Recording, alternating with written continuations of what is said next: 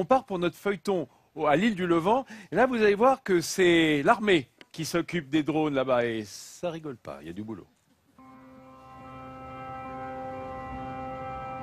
Bercée par les flots bleus de la Méditerranée, avec ses points de vue splendides et sa végétation luxuriante, l'île du Levant est un véritable paradis. Mais cet Éden a aussi ses secrets. À 25 km de Hyères, parmi les îles d'Or, c'est l'île la plus éloignée du continent. 90% de sa surface sont dédiés non pas aux vacanciers, mais aux militaires.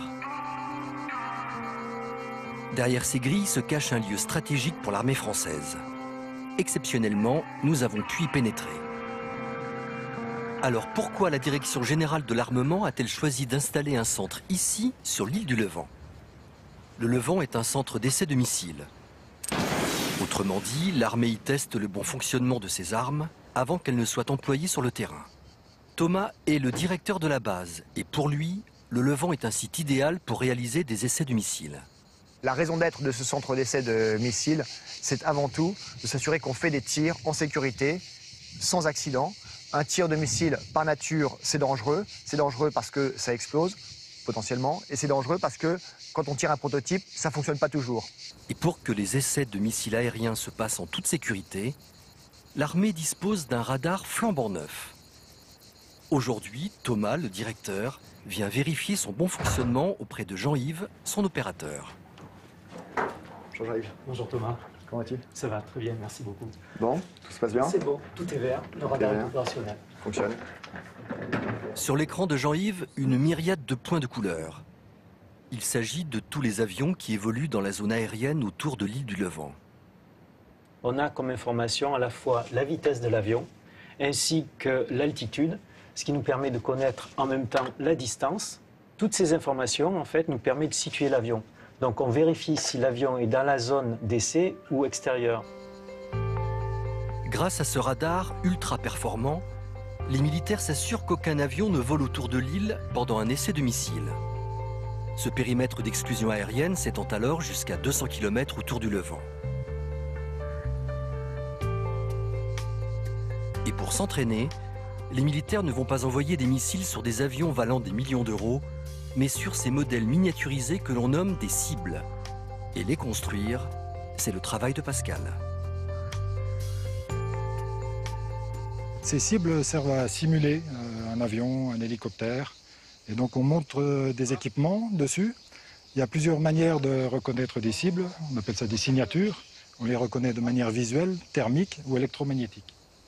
Autrement dit, il s'agit de faire croire au missile que cette cible est un véritable avion de chasse. Le but, tester l'efficacité du système de guidage du missile. Cet après-midi, Pascal teste le fonctionnement du réacteur de cette cible. Mais quand les essais ont vraiment lieu, voilà comment ça se passe.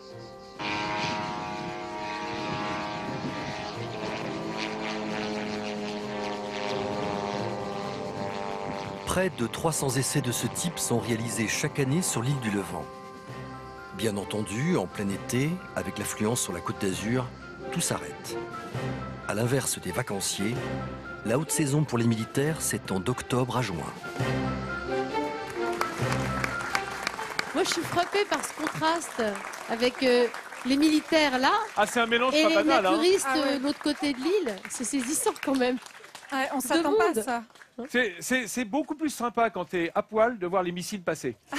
Non, mais C'est un truc, c'est inédit. peut-être que certains militaires franchissent les barrières et ce sont les militaires Tomber qui sont sur les plages de Tu nature. penses qu'il y a des militaires naturistes? C'est embêtant parce que tu vois pas le grade du coup. T'as pas le recours. Bonjour mon colonel. C'est avec la casquette. Capitaine. Avec le képi ou la casquette. Non, ce qu'il faut savoir, c'est que on l'a vu tout à l'heure avec l'Ifremer, c'est que les fonds marins ici, alors évidemment, on fait des essais en vol pour des missiles air-sol et sol-air, mais on fait aussi, surtout, des tests sous-marins pour tout ce qui est torpilles et missiles sous-marins, parce qu'en fait, comme il y a des abysses qui descendent à 2500, c'est très profond, ça permet d'aller faire des tests dans des conditions totalement secrètes et extrêmement discrètes depuis une zone où on peut assurer une certaine un vrai secret d'État et un vrai secret défense puisqu'une île, c'est quand même plus facile à sécuriser. Je vais Oui. tout de suite prendre ma 20e blague de la semaine Oula. pour pouvoir sortir derrière à table. Oula. Tu as parlé de missiles air-sol, tandis que les nudistes, c'est des missiles solaires. Voilà. Ah, les Hiérois sont très gentils avec toi quand même. Hein.